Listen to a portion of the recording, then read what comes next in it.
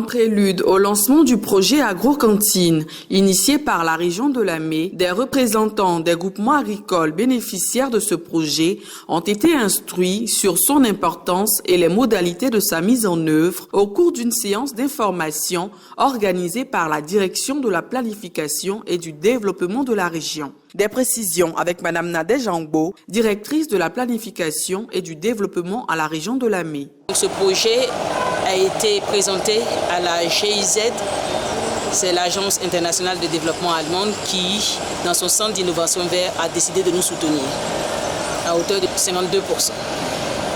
Donc là, le Conseil a investi 28 millions de francs CFA pour 8 cantines scolaires dans les collèges de proximité avec 13 groupements de femmes. Des groupements de femmes qui soutiennent les ménages dans les zones cacaoyères.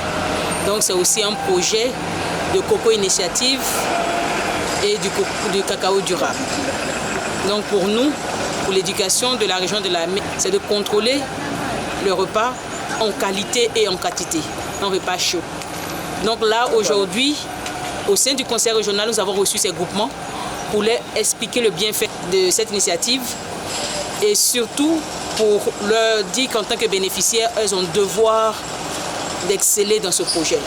Elles ont le devoir de prendre en accord ce projet pour apprendre les nouvelles techniques culturelles que la GIZ va permettre d'avoir à travers la Fondation AUI et la Fondation Sikewa, qui sont des agences d'exécution dans ce projet.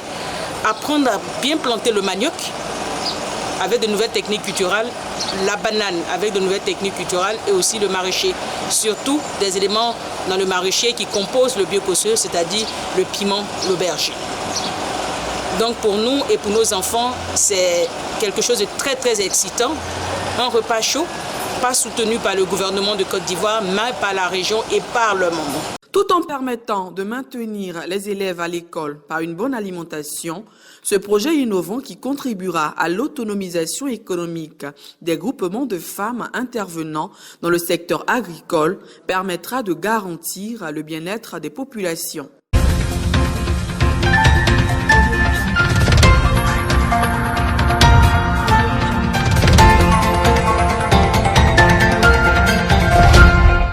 La région de Lamé et ses partenaires, la Fondation AUI, African Women Initiative et la société Sikewa ont procédé ce mardi 27 avril au lancement du projet Agrocantine.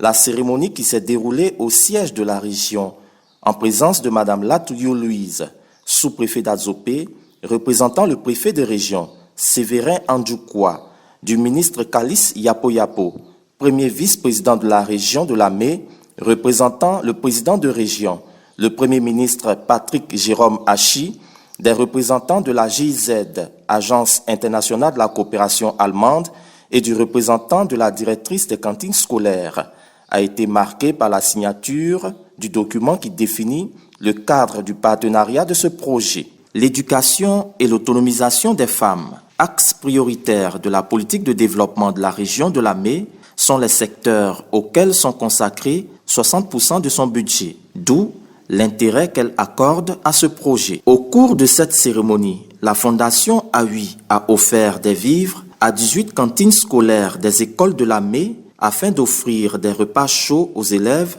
jusqu'à la fin de l'année scolaire. Cette initiative de la région de Lamé et ses partenaires réjouit les présidents des coopératives bénéficiaires. D'un coût total de 67 738 000 francs CFA, la phase pilote de ce projet intégré de développement communautaire va s'étendre sur une période de 18 mois. Ce projet innovant permettra de maintenir les élèves à l'école et d'améliorer les résultats scolaires dans les écoles de Lamé.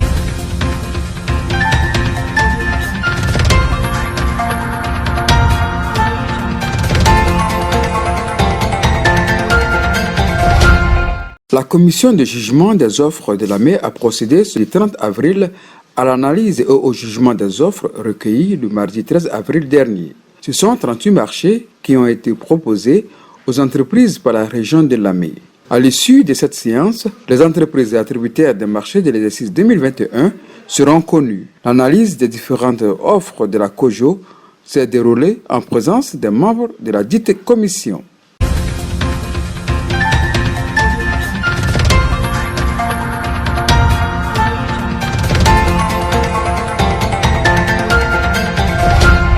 La campagne de vaccination contre la COVID-19 a démarré dans le département d'Adzopé ce jeudi 29 avril. Les personnes concernées par cette première phase de la vaccination ont commencé à recevoir les premières doses de vaccin.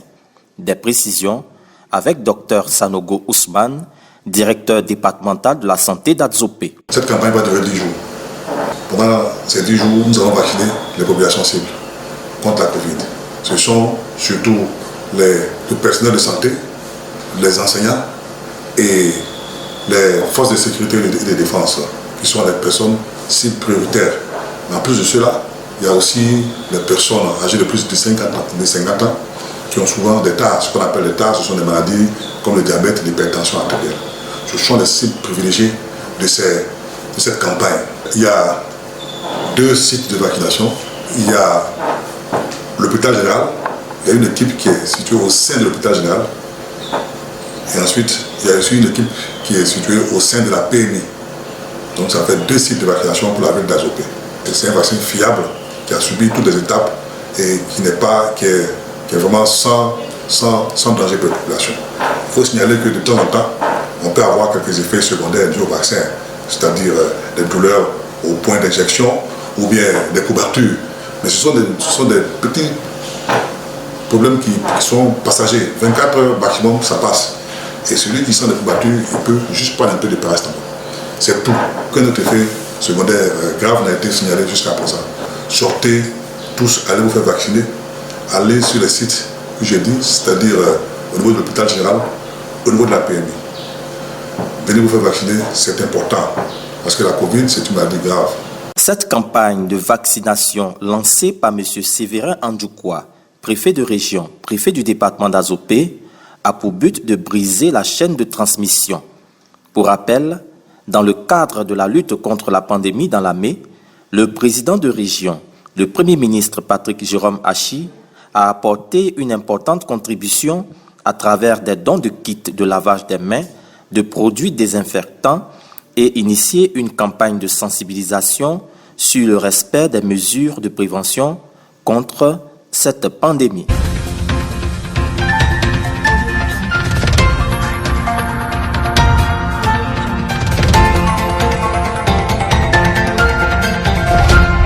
Le RECAME, le réseau des cadres de l'Amé, a tenu un grand rassemblement ce mercredi à l'hôtel Pan Club d'Abidjan-Cocody. Cette rencontre a été marquée par la présence de M. Assis Jean-Luc, ministre de l'Environnement et du Développement durable, parrain de la dite rencontre, et des élus des départements d'Alépé et d'Akoupé et des cadres de la région. Selon M. Seka Olivier, coordonnateur général du RECAME, cette réunion a pour but de féliciter le Premier ministre Patrick Jérôme Hachi pour sa nomination et présenter le bilan à mi-parcours des actions du RECAME. Monsieur Assis Jean-Luc, ministre de l'Environnement et du Développement durable, parrain de la dite cérémonie, a appelé les fils et les filles de l'Amé à l'Union pour poursuivre l'œuvre de développement amorcée par le Premier ministre Patrick Jérôme Hachi. Le ministre Assis Jean-Luc a annoncé la tenue à Adzopé d'une grande cérémonie de remerciement au président de la République, à son Excellence, Monsieur Alassane Ouattara.